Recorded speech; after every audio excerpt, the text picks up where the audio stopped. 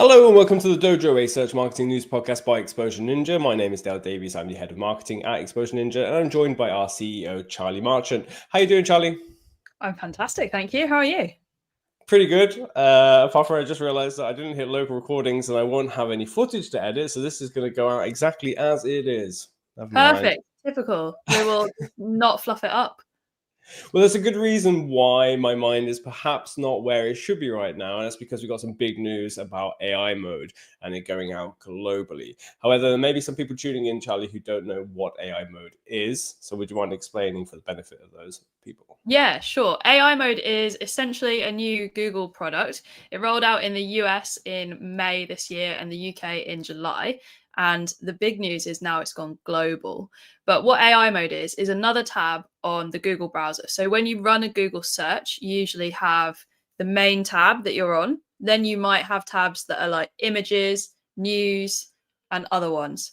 AI mode is now one of those tabs. So it's not the default, but it's an option you can toggle into. And AI mode is essentially a search results that is entirely powered by AI. So it works a little bit like what ChatGPT would look like when you make a search on there, and it gives you a whole AI answer with some citations. So it doesn't look anything like the usual regular 10 blue link search that we're used to. It's an entirely AI experience.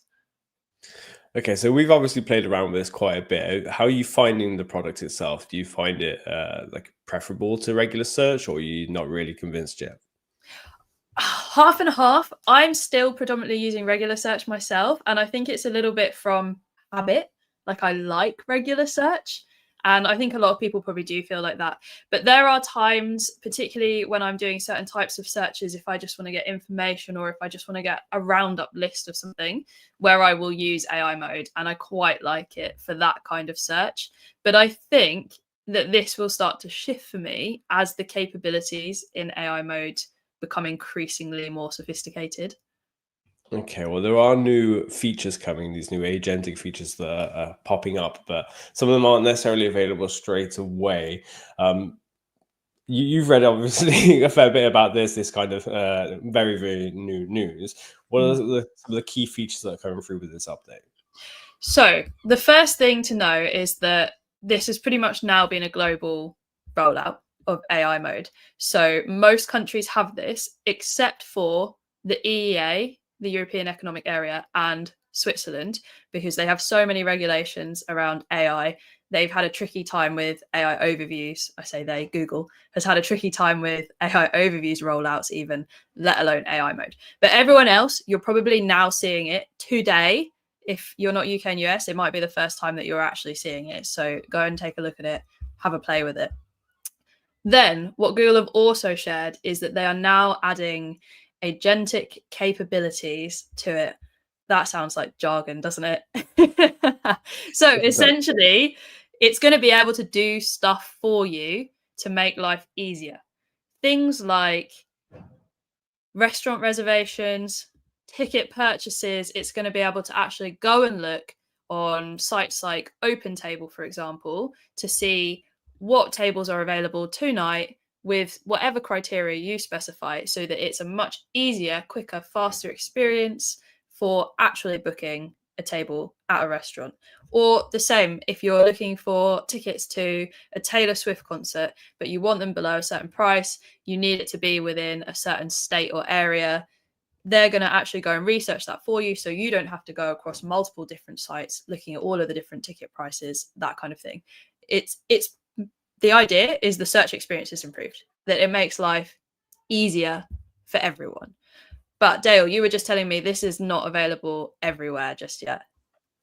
Yeah, that's right. So if you are very fortunate and you are paying for the $250 AI Ultra plan with Google, you're going to get access to this almost immediately, but only if you opt in with the Labs experiment as well. So there's something called Labs, which is, I think you go to labs.google and it will appear and it will offer you any opportunity to play with some new tools before they're out. So in beta, effectively.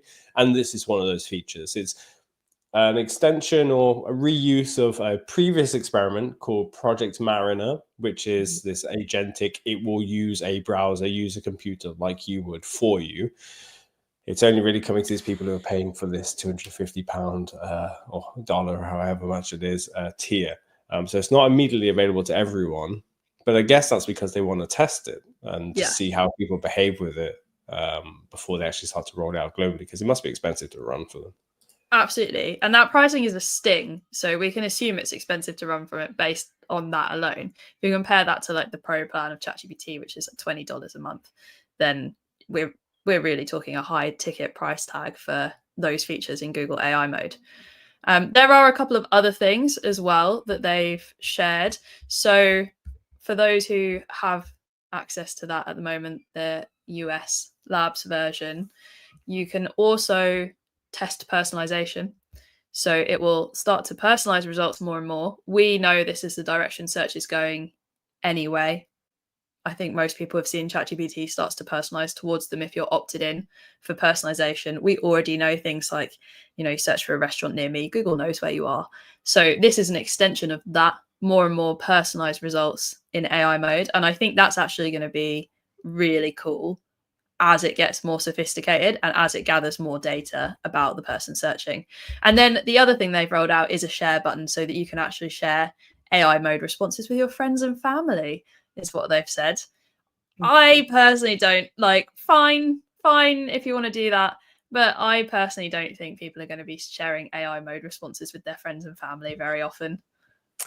See, now you say that, I'm thinking about when I'm maybe doing some family planning around the holidays and things, I might do a search and think, okay, hey, what are like 15 things to do as a family of 3 in Birmingham? Because you're going to Birmingham for whatever reason, maybe visit family. What are some things that match up with our hobbies and tastes? So the more it understands like the places that we've been to because of Google Maps and things like that, I'll understand, okay, great, I'll tailor it a little bit, but then I can pass it to my partner who can then pick up the conversation and explore it a little bit more towards maybe her interests. So she can look through and go, yeah, maybe that doesn't really work. What about this? What about that? Without kind of stealing my conversation. I can still have mine and she can have hers, but we're building off the same starts that conversation, the same information, so it knows the background information of like who we are again. Sure. If I shared that with my partner though, that exact example, he would just be like, can you just finish this conversation, let me know what you want to do, or summarize this for me? Like, I don't know that there's that many. My partner, that's not going to go down.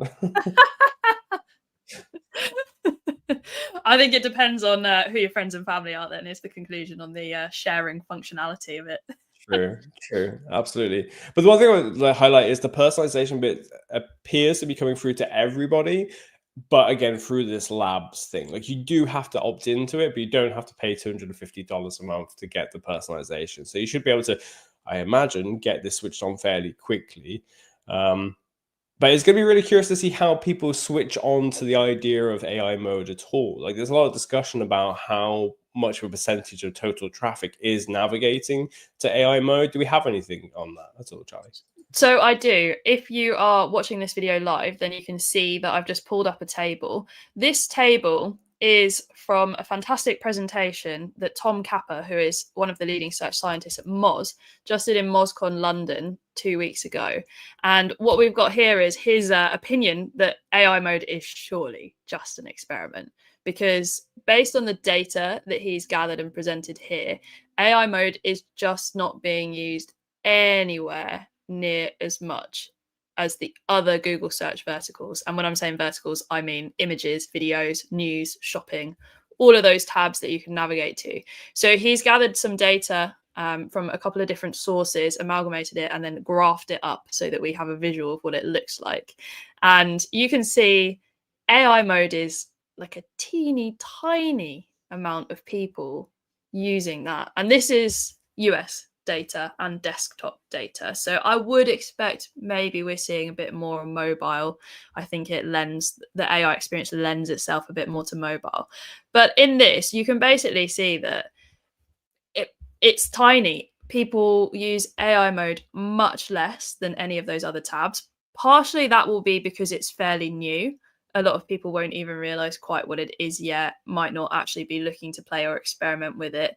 But partly it's probably just because it's not as popular as some of these other things. So it's even less popular than the news tab, which I had actually thought would be more popular than it is, because I use Google's news tab quite a lot personally. But no, even videos outperform that.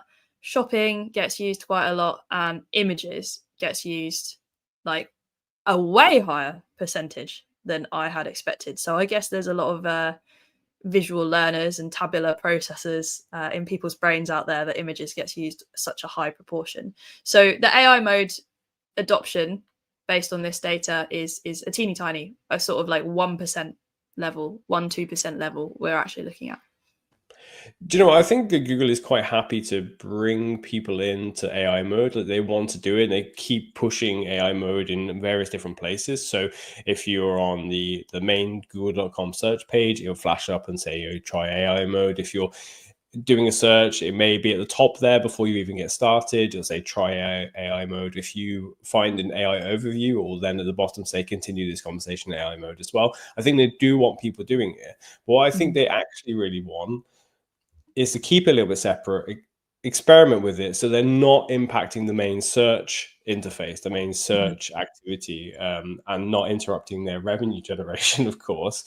Yeah. But they do want people to start using Google generally in the same way that people use AI mode and AI platforms in general. If you've seen the out of house and the TV ads and all the kind of above the line advertising that they're doing, it's all about, oh, this is what your search used to look like. Now this is how much you can do it. So I don't know if you've seen the ads, Charlie, about like how much you can type into the search bar now.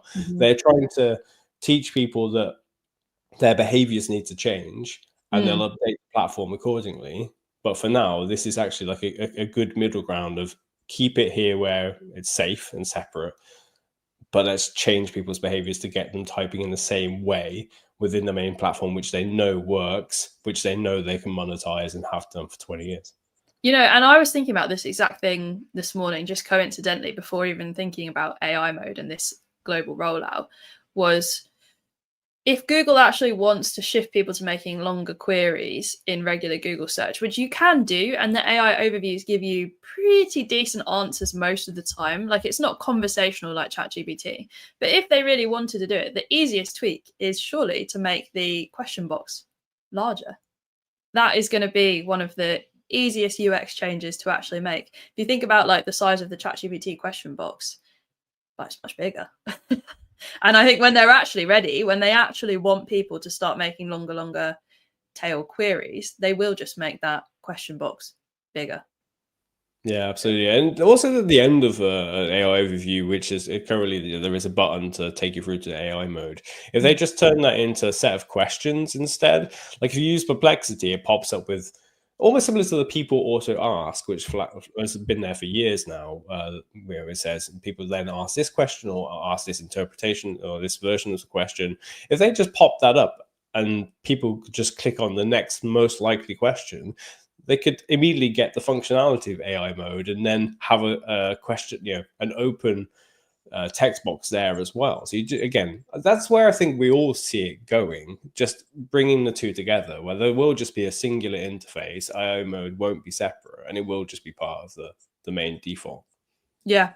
So the thing I think most marketers are going to be thinking and wanting to know about this is, what does it actually mean? So if 1%, 2% are using it in the US, we can probably imagine it's similar, a bit less across the rest of the world. The UK and the rest of the world that it's just rolled out to will be even less than that because it's so new.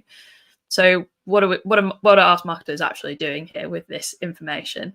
I think the first thing to know is AI is just going to continue to integrate into the search experience. So it's really important that marketers think about this and start to understand it and play with it and test it, even if you're not directly trying to optimize for AI mode as it is right now, knowing what kinds of things you need to do, because AI mode doesn't give you exactly the same answers as the Google search results. I've run loads of tests and experiments, examples from all sorts of different industries through this, and it gives different answers. It gives sometimes the same websites that get referenced on the first page of Google, but usually in completely different orders. It usually amalgamates content from their site, rewrites some of that, links them in different ways, depending on what kind of query it's actually got in AI mode. So if you're thinking like, I'll just do what I've always done, it's not going to directly translate over to AI versions as well. Dale, is there anything you'd add to this? Well, no, I was just trying to get hold of some survey data that I found last night. I haven't actually watched the webinar. It's can't remember the name, but they had an infographic which is just showing like some of the activity on AI mode, like how much people are using it. I thought it'd be really interesting to share, but I can't grab hold of it right now. But I think that also impacts like how people go about deciding what to do about AI mode. You have to be aware of like how your bias specifically works. So every business is different. Every business has a different set of different target market, different audience, different buyer. You've really got to take a step back and do the research, understand what does that journey typically look like. Let's try and replicate it a few times between myself and whoever you have available to you, the team around you, or if that's you speak to your agency, your consultant, if there's a research team. But just get that work done to see how does the buyer journey change given all these different options. Is AI mode a part of that? Do we see AI mode being a key part of it a year from now, which is very, very likely? What do I need to do about it? And then we start to do some of the, the strategic changes and the tactical changes and so on. Yeah, absolutely. And I think for anyone who's thinking, okay, I'm just going to abandon SEO now and think about this, unfortunately, it doesn't work like that. These are significantly overlapping areas where a lot of the SEO work that you do, provided it's good, will positively influence your AI search work. But AI search goes way beyond that. There's more stuff about brand, sentiment, visibility. The results are different. So it's not all like for like work, but many of the areas that we think about in SEO and with content significantly overlap. So if you have a website that's a total mess, if you know that you've got technical errors all over it and that it doesn't have a good speed, doesn't have a good user experience, that is still going to be important now. Better to sort out those fundamentals with your technical SEO and your UX so that you're in the best position possible for AI search as well. Then thinking about your on-site SEO, your content, all of that makes a difference. What kind of content is being referenced in AI, as well as thinking about the content that you need to rank well in Google search. Both of those things incredibly important. Yeah, absolutely. Especially since you've said in previous episodes about how AI just compresses the funnel. You've got all of that top and middle funnel activity that would tend to happen across, maybe different platforms. But for a long period of time, it's been on our website. You've got to adjust your content plan accordingly to that because there's so much of it's just been absorbed by AI. Yeah, absolutely. Completely agree with that. Excellent.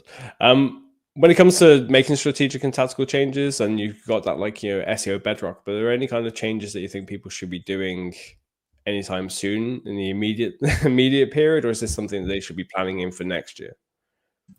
I think now is the time to start, to be honest. We didn't know how quickly AI mode was going to roll out, and it's been really fast, really, really fast. I think I'd predicted that UK and global would be closer to Q4, but here we are in Q3. It's already rolling out. So Google's not holding back on making these types of changes with AI and search. So now is very much the time to start experimenting with it. I would say once you've done your technical stuff and you're happy that the bedrock is solid, then time to actually look at the content you're creating, what gets referenced, but particularly being more on the nose with what it is you do and who it's for on your website, and being very clear about that, but particularly on homepage and service pages or product pages, depending on the type of business that you are, so that you are not being fluffy and unclear in your headings and in your summary description text that you're using on those pages. Because if it's cryptic, AI is not going to get it. So what we actually want is to make sure our websites are super clear about what we do and who we serve and the benefits to that customer, so that it's got it, so that it can actually repurpose that content, understand it, make sure it's relevant to the user. That's probably the best place you could possibly start. And for most businesses, that is a big enough job to start with now. There's almost like a Venn diagram of a couple of different circles of like how many things need to be like pretty good to then work for like that central thing of like all of that will pay off and get you some good results. Like your on-site has to be perfect, your brand has to be solid, your product or service has to be really, really good. Otherwise, none of these platforms are going to talk well about them. Mm-hmm. Your PR campaigns all that kind of stuff has got to work, and they'll overlay each other to get you some really strong visibility. But again, you have to change so many things when it comes to your metrics as well. And I'm not going to go into details about that now, but a lot of that is tied into brand, and you've got to, make sure that you're keeping an eye on that, because, people are going to start, okay, maybe they do a lot more searching in ChatGPT, they make their commercial end of funnel search within Google instead. You got to make sure that you're there for the AI stuff, and you're there for the the traditional Google stuff as well. So you got to be a bit of like everywhere, and you need to track that. So you got to have a little bit of like tracking your traditional rankings, but also start to track this other stuff. And I'll make sure there's a message. Sorry, I'll make sure there is a link to our recent video about the metrics to follow and the kind of tactical decisions you can make to improve those metrics as well, in the description or in the podcast notes for this episode as well. Great. Is there any final thoughts you want to share on this one and the AI mode global rollout? Just want to add that video we did about metrics you want to track in AI search is really fantastic. If anyone can't wait, just go onto our YouTube now and you will find it there. There's a lot of really great AI search tools starting to explode onto the scene that have lots of different options for tracking. And I think it will become, at the moment, it probably feels a bit complicated, like there's quite a lot going on. And I think it will become more and more simple as AI search starts to roll out more broadly. Businesses will understand and double down on the metrics that matter most to them. For now, I would say at least be keeping an eye on your traffic and conversions that are coming from AI search. And you can do that in your Google Analytics 4, if you're using Adobe Analytics, if you're using Looker Studio. All of those options, you can separate out that traffic and conversions, because then at least you have an idea of what is actually hitting your site right now and what kind of percentage it is of the traffic and leads that you have coming in. One tip I would recommend when it comes to like lead capture and things like that, always add in a field that says, where did you learn about this? Like always. Don't just rely upon your analytics, because they don't always match up. Somebody may come through and your analytics says it's via YouTube, but the person might say, actually, I saw you at an event first, and then I watched your YouTube. You just kind of clicked on the link because of that. So always make sure that's available, and add in an I found you via AI chatbots, or I found you via ChatGPT in there as well. Better still, leave it blank. Like leave it as an empty field box so people write their own. Because if you give them options, people will just click any old one, and you'll miss out on the nuance of, I found you on ChatGPT, but then I double checked you on G2, and then I then requested a demo, whatever it is. So just a little bit of a tip there. You'll get really great insights that will probably change the strategic decisions you make as well. Yeah, love that. Right, that's it for this week. Try and keep it short and sweet for you. We'll see you all next Friday, where maybe we'll be talking about more global rollouts of who knows what. Take care, everyone. See you soon. Bye. Bye.